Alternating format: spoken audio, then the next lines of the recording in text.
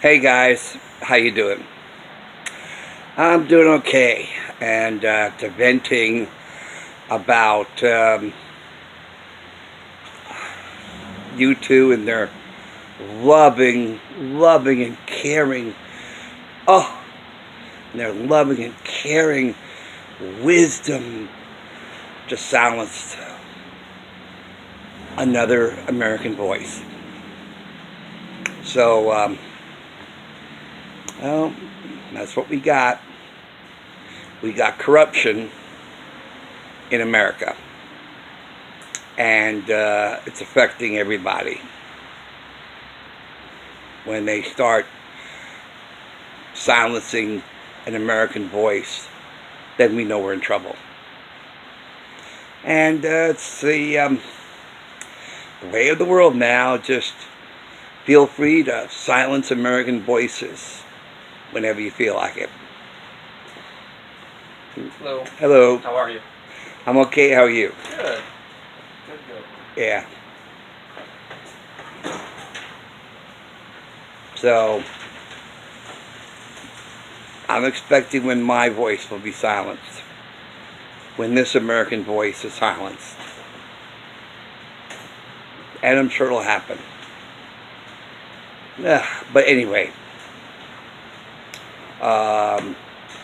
Trying to recoup from the last video. When a giant company dictates to me what I can or cannot watch or listen to. Yeah. Gee, I didn't know we were under a dictatorship. I really didn't know. But looks like we are. An electronic dictatorship. And like all dictators,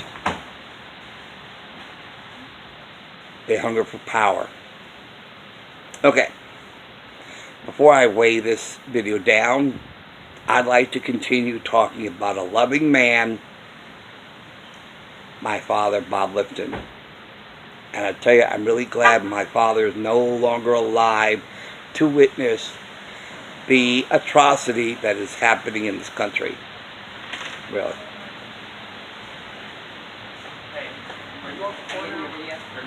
No. No, you're fine. Can't be famous in there. No, I'm not shooting you. I'm shooting me. Oh. Hi. Hello. Yeah, it looks like I picked a very busy door to be outside of. You know. Yeah. But at least I'm under an awning. This way I can be protected from the rain. It's raining. I don't know if you can tell that or not. Yeah, it's raining. See the rain? Okay, it's raining. And that's why I'm outside this door instead of the other one. Which I don't mind, you know. This has more of a background, interesting background than the other one anyway. And it's not hot, a little humid, but of course it is raining. So it's not raining too bad. It's like a light rain. See you, Michael. I ain't gone yet. Not yet. Not yet, huh? Okay. Hey, I'm not trying to chase you away, you know. You're free to come and go as you please, unlike some people who want to dictate to others what they can or cannot listen to. You know. But anyway, let's get off that subject. It's a very depressing subject. And now talk about oh no, we're not talking about that, of course. I will another time, you know.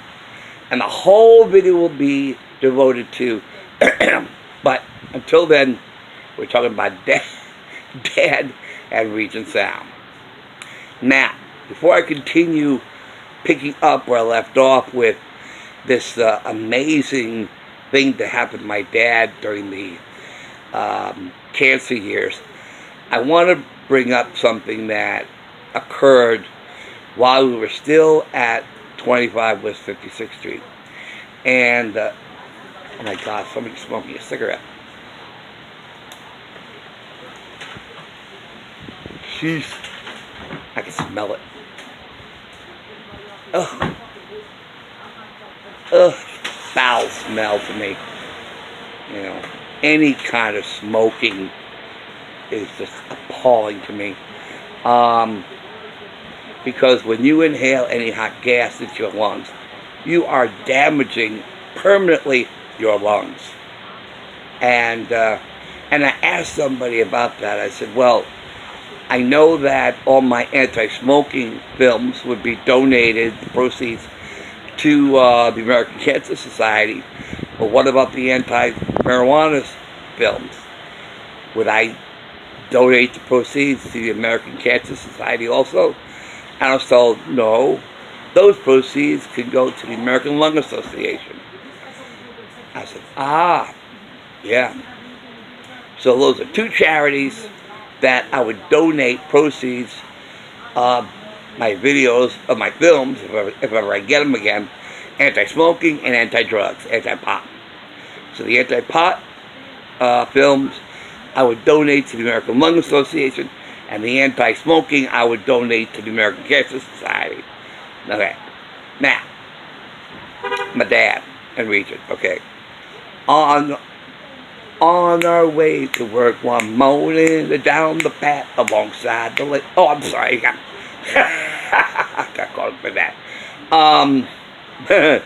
I did a lip sync mime video to that song.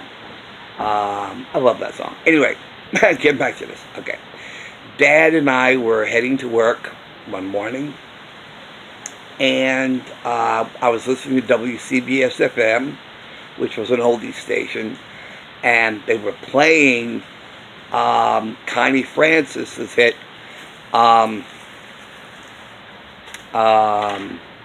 Lipstick on Your Collar. And for those who remember it, don't. Lipstick on your collar, told a tale on you.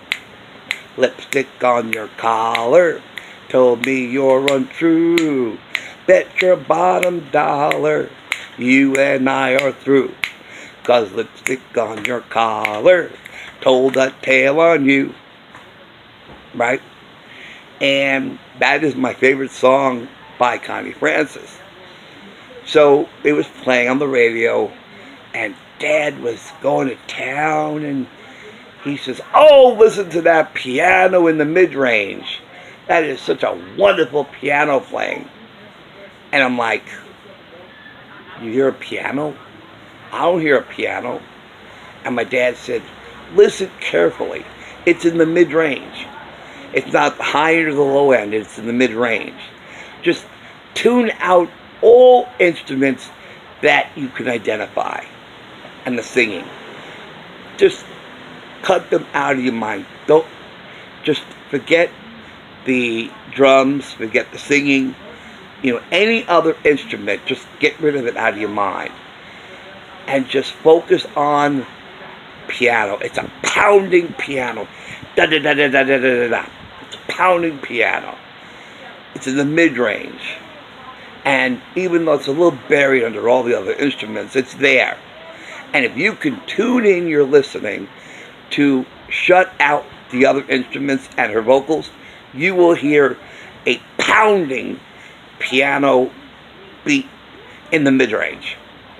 So while the song played and I was tuning out her vocals and the drums and whatever other instruments there were, and I focused and I listened hard, real hard, looking for a piano. And then I heard it. I actually heard a piano. I said, Dad, I can hear the piano. He smiled and he said, yeah, isn't that a great piano? I said, yeah. I never heard that piano before. Wow. That's almost like Jerry Lee Lewis or Little Richard. That pounding piano. It's like, wow. So, Dad taught me to tune out other elements. If you're listening to a song or a record,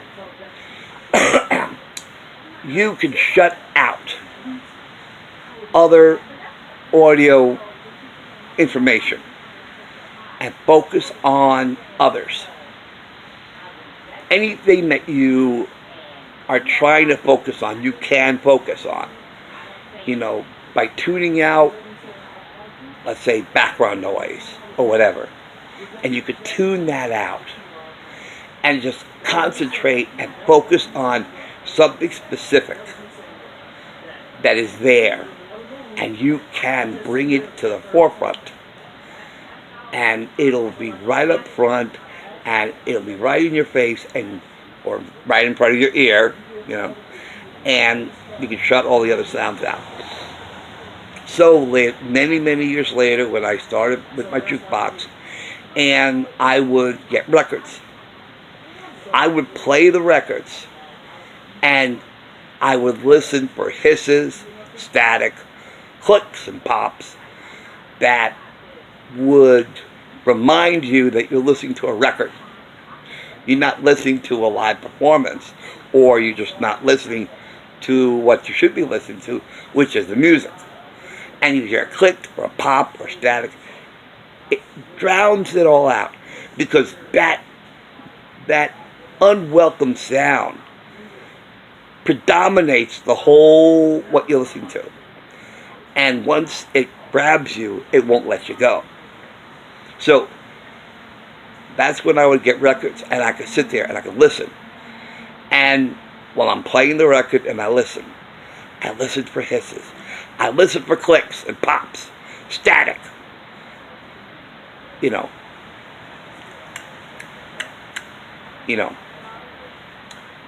I could hear it. And I listen really carefully, really listen carefully. I could hear the static. I could hear clicks and pops that otherwise you wouldn't be able to hear, but it's there. But it's so subtle that it reminds you you're listening to a record instead of music. And I would say, no, I heard that. I heard a click. Can't use this. Can't use this in the jukebox. I heard clicks. And then when I was playing it for my last girlfriend, she was like, I didn't hear anything. I didn't hear any clicks or pops. But that's what Dad taught me how to do. So what Dad taught me about listening for that pounding piano in the mid-range of Connie Francis's hit, Lipstick on Your Collar, I learned how to hear clicks and pops on a record. Now, one last thing before you go. Just one thing that you gotta know. Oh, no, I got caught up in that. Okay. One last, oh God, he was smoking a cigarette. Well, there are a lot of people here who smoke. And boy, when they come back on duty after their break, ooh, you can smell it. Oh, yeah. You could smell the cigarettes. And they use the wall to stub out the cigarette and then throw it in the trash. Well, anyway, one last thing I want to mention is Dad never cared, ever since 1975, with the change of music and the direction of music. And what he was talking about basically is that from the 50s onward, there were songwriters who would write songs, and they would look for an artist to sing them. And so, whether it be Goffin and King, whether it be the writers for the Platters, or some of the big 50s hits, and what they would do is the songwriters would just write their songs, and they would bring them to somebody who could then look for artists or groups who would sing them, and they'd go to the studio and say, I have a song, and so all the producers, record producers at the stage, at the record studios would receive these, probably demo tapes, I think. I'm not 100% sure, but I think that, I mean, these songwriters are not just, bringing them sheet music and say, okay, this is the song I wrote. No, most likely they would be a demo tape of them singing the song. So the producer would know how it's to be sung and who would best fit that song. And they would pick and I think they would go to different labels. Do you have anybody on your roster that could do this song justice? And if they said yes, then they try it out. If they said no, they go to another studio, another label. Oh, nice breeze. That's a nice, cool breeze. And that's what it used to be. But I think starting with Elton John, and I'm not even talking about the Beatles or the Rolling Stones, they really were the grandfathers of singer-songwriters that would permeate in the 70s. So basically the Rolling Stones, oh, and I have to count Motown also, because Motown had one major songwriting team, and that's Holland, Dodger Holland.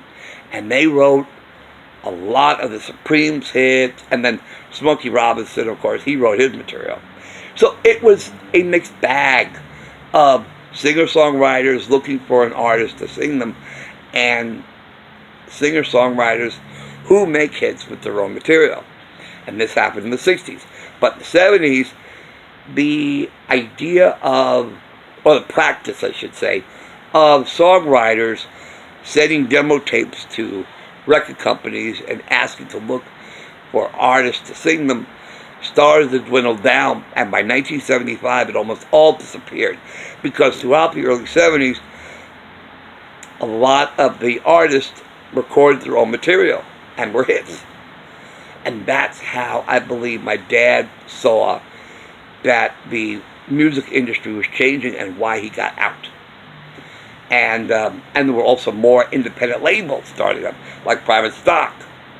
Private Stock was founded by, I think his name was Larry Utall, who had the Madison label in the 50s. And of course other Sussex in the 70s soon became Taboo, a CBS label. Now you're getting some fresh air? Yeah.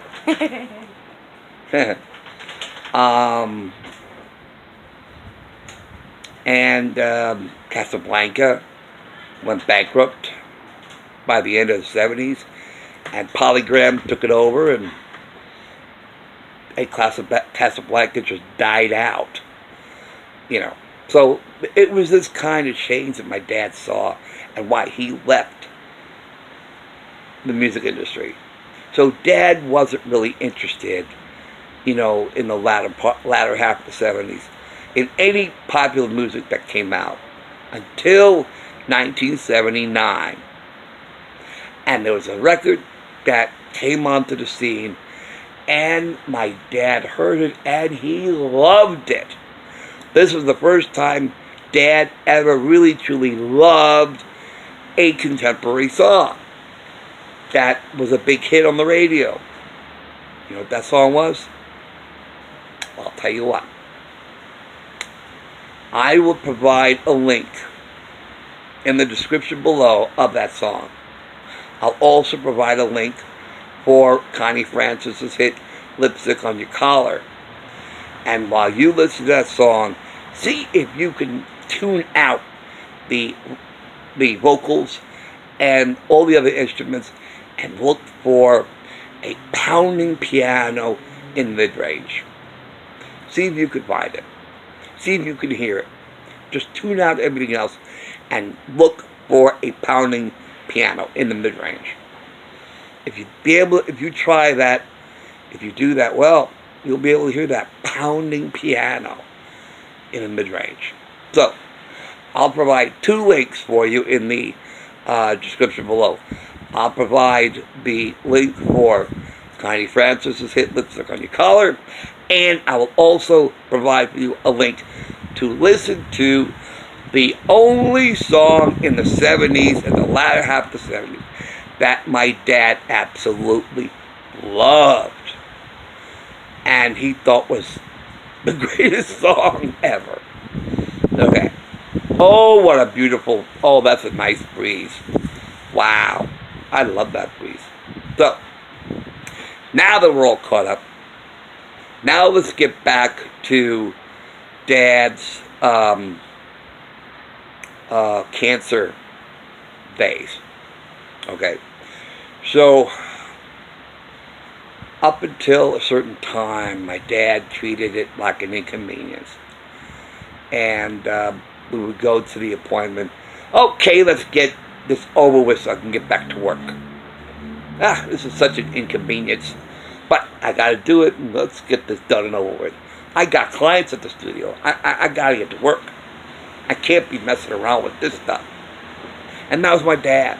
He really fought. He fought against it. And it wasn't until NBC did not renew his contract for another season, and when the state of New York denied him a driver's license, then he truly believed his life was over, and he was not going to lick this thing, and it was going to lick him. And he became very depressed, and he knew that he wouldn't be able to retire with my mom and do all the things they had planned to do after his retirement in their dream house in Purchase, New York. That was their dream house. That was the dream house that they talked about. And they bought it after leaving New Rochelle, and it was their dream house. And he bought new landscape. He installed an indoor pool with a jacuzzi. He built an extension on the patio deck. He did all of this.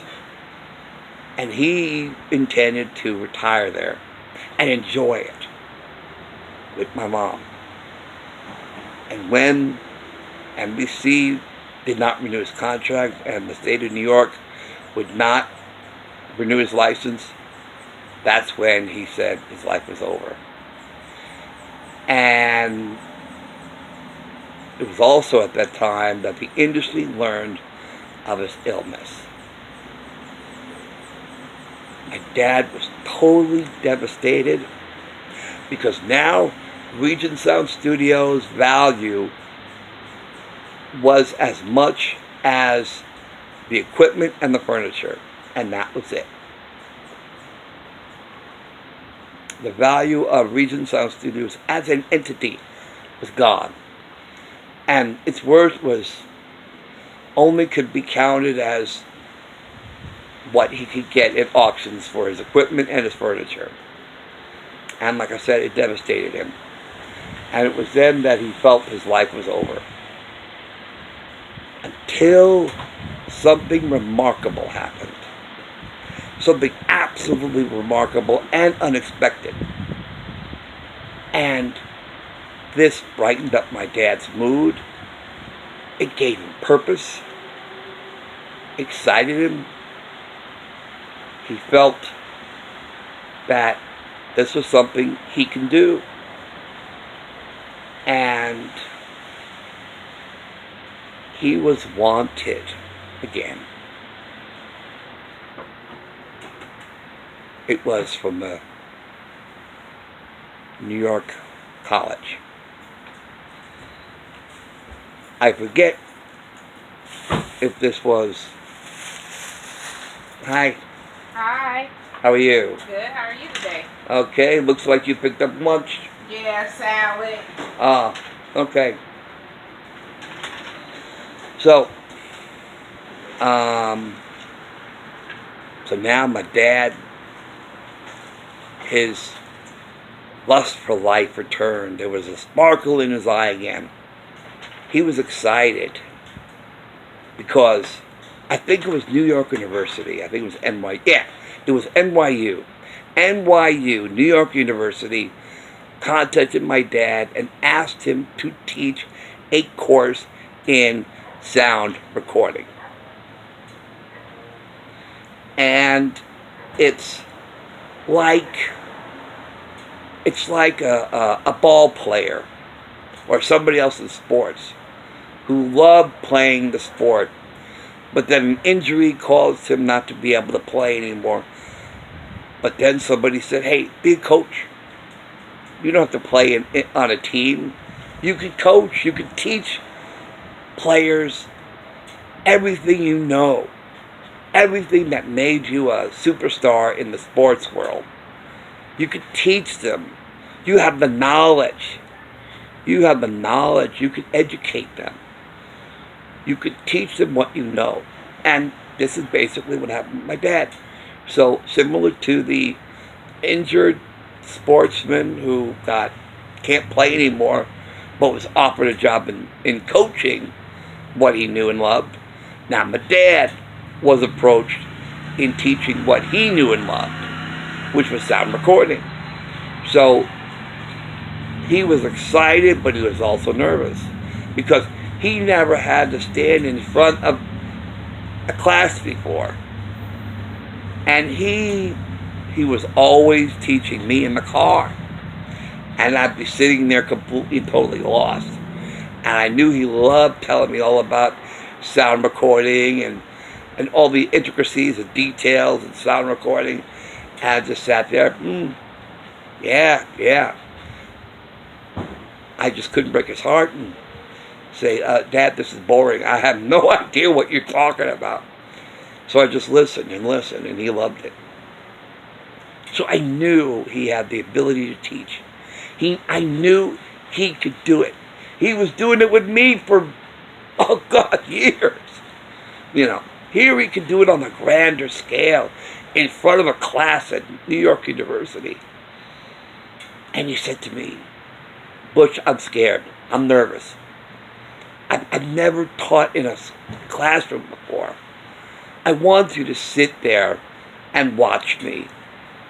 And I want you to take notice of how I conduct the class. And afterwards, I want you to give me your honest assessment, how good I am.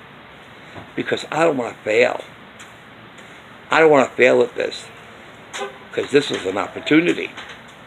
This was an opportunity that gave my dad hope and a future and a goal.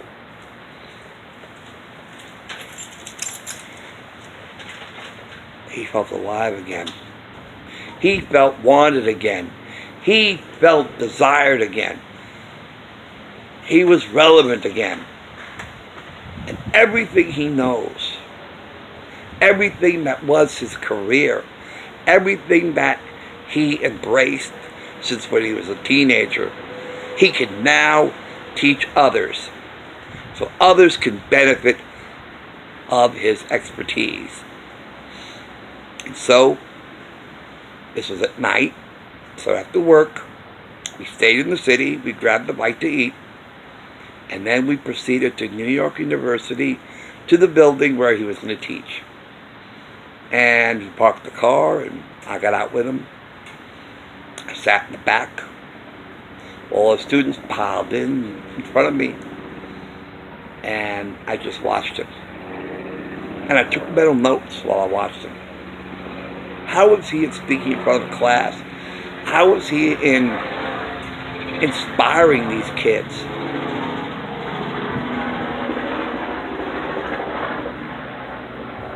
Helicopter. Or Hexacopter, whichever you like. Okay. So, that's what he did. Oh, the sun just came out. Okay.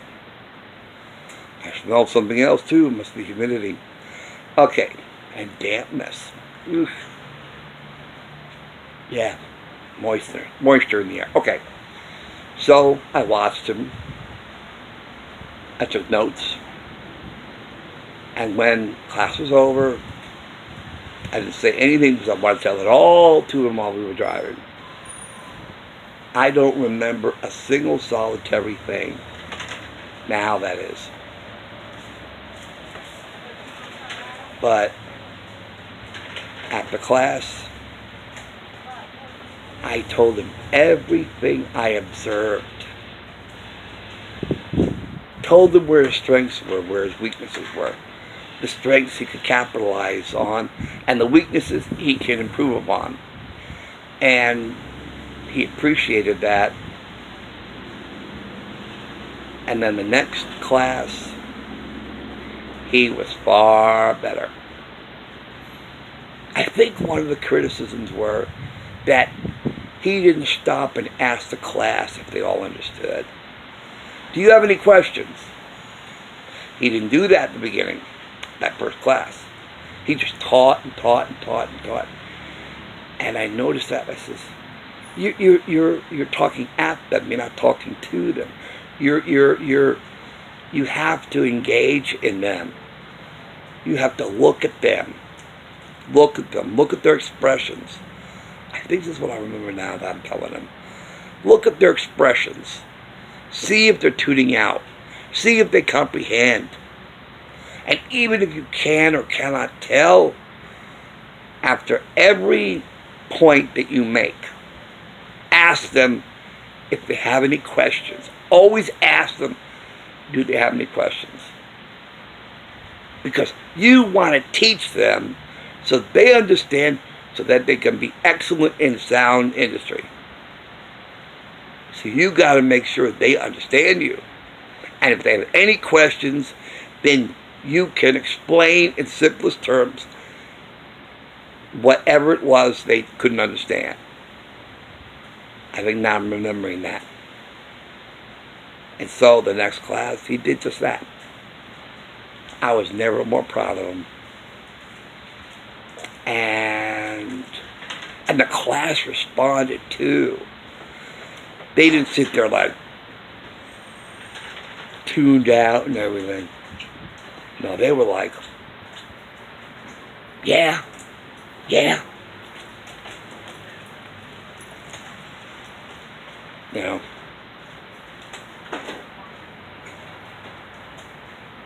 Really? Yeah. Wow, really? You know, or whatever reaction that they had. And then when class was over, he said to me, well, son, how'd I do? And I told him how proud I was of him. I said, Dad, you were great. Oh, you were so great. Oh, that's a teacher. You did that so well, Dad. I'm so proud of you. He put his arm around me and gave me a little slight hug. Thanks, Butch. And we drove home. And I stayed with him, and I sat with him, and I sat in his classes, every one of them. Because, no, it's not for that reason, but not for that reason either. So, I loved watching my dad in action. Ooh, he was alive again. He had purpose again. He had a future again. And he was so excited. He was so excited. And he was loving every minute of it. Every minute of it. And with that, he didn't mind so much to sell Regent, auction off the equipment and the furniture. And so came the question. We're emptying out 1619 Broadway, second floor. We're emptying it all out. Now what? Is Regent Sound over? Is the studio forever closed? My dad had to lay off 17 employees. 17. And we were now down to 4. Himself, me, Jesus,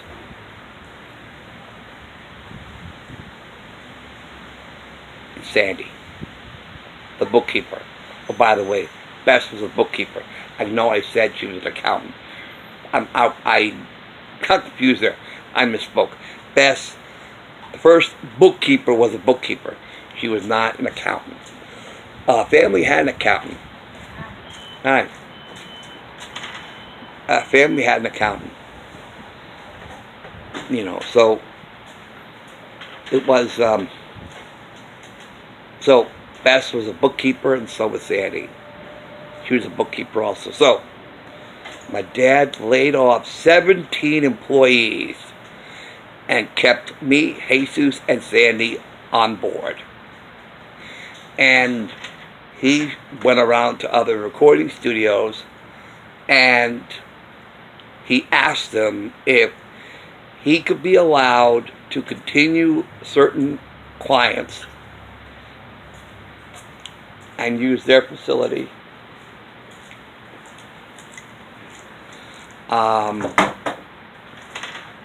And he would give them a fraction of what he'd make.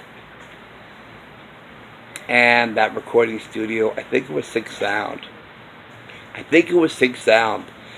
couple of streets down on Broadway. I think it was just off of Broadway. And I think it was closer to the Ed Sullivan Theaters. Closer that way. And it's just a few blocks north of 49th Street and Broadway. And that was where Sing Sound was. So my dad used their studio, and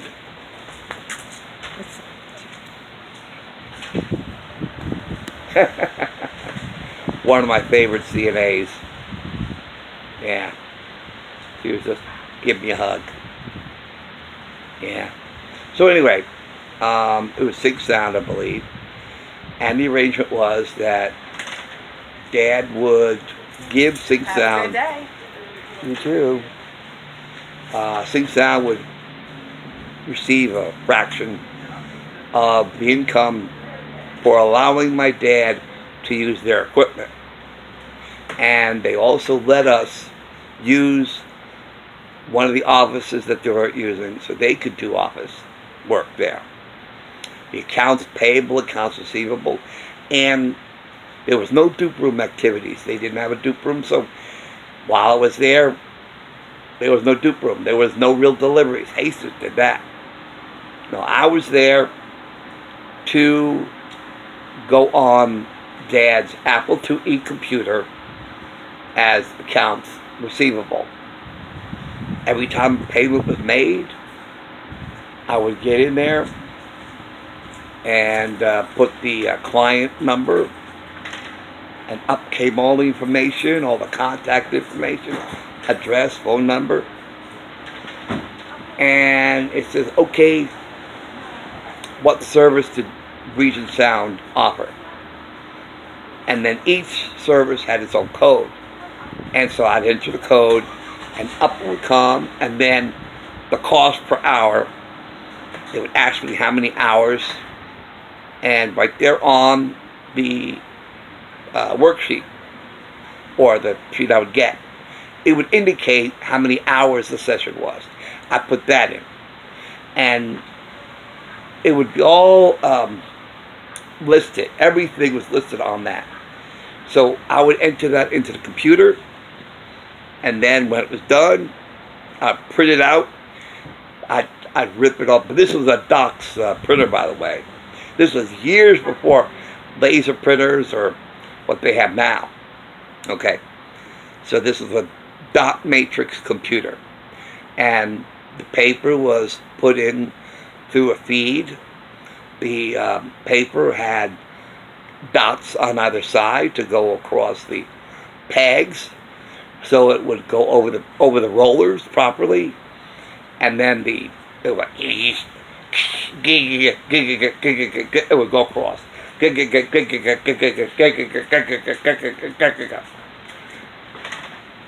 and then they would beat up a little bit, up the cane, and I would tear it off, the feed, tear off the sides where the holes, put the yellow, I think it was, in the book.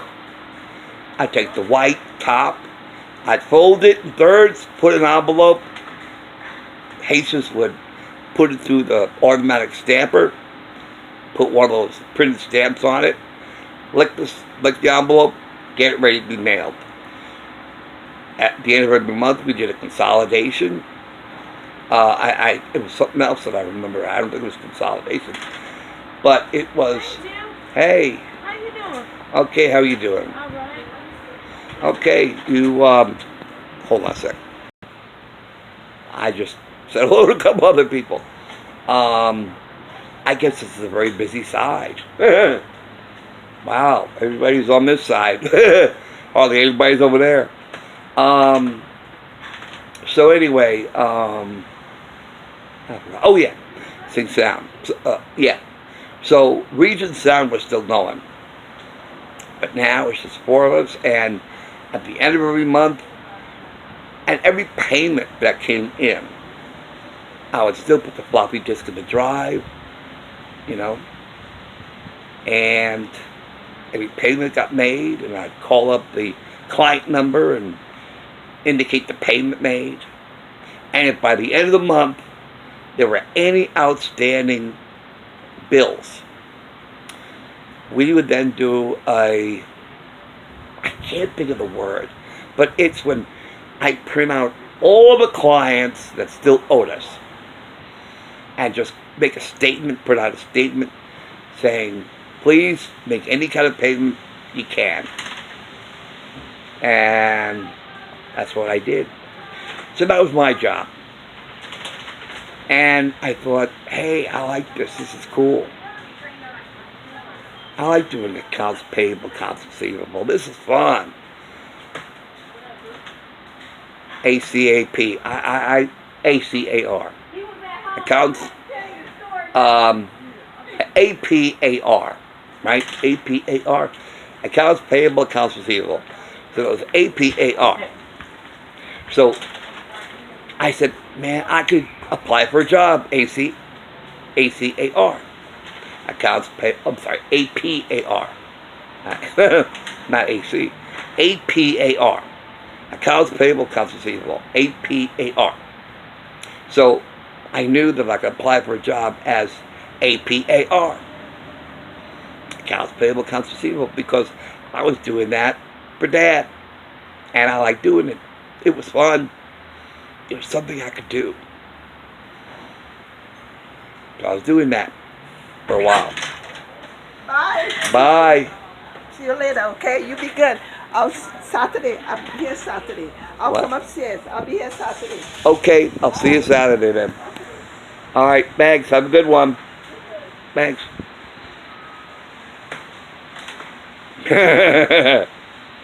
Everybody loves me here. Oh gosh, I'm just me. I'm glad people like me. I'm not a nuisance, All right. So that was what was going on. So it was like my dad had his sparkle again. He had his drive. He was excited. And he had less stress because he no longer had an overhead. Have a good day. Thanks, you too. Hopefully it don't start raining on you. Yeah, don't look like it. Yeah. So, oh yeah, you can check this out. Look at this.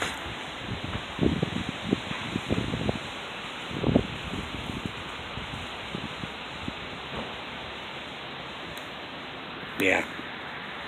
Okay, well, so everything was happening for my dad, and he was excited, and I was excited for him, and I liked doing what I was doing. So So, I will stop here. And I will conclude the story of Dad and Regent Sound in the next video. A conclusion that destroyed me and was a catalyst for how I did not take good care of myself. And so I will talk about that next time. So thanks for watching, thanks for listening, and see you later. Take care. I'll see you soon. Thanks for watching, thanks for listening. Okay, take care.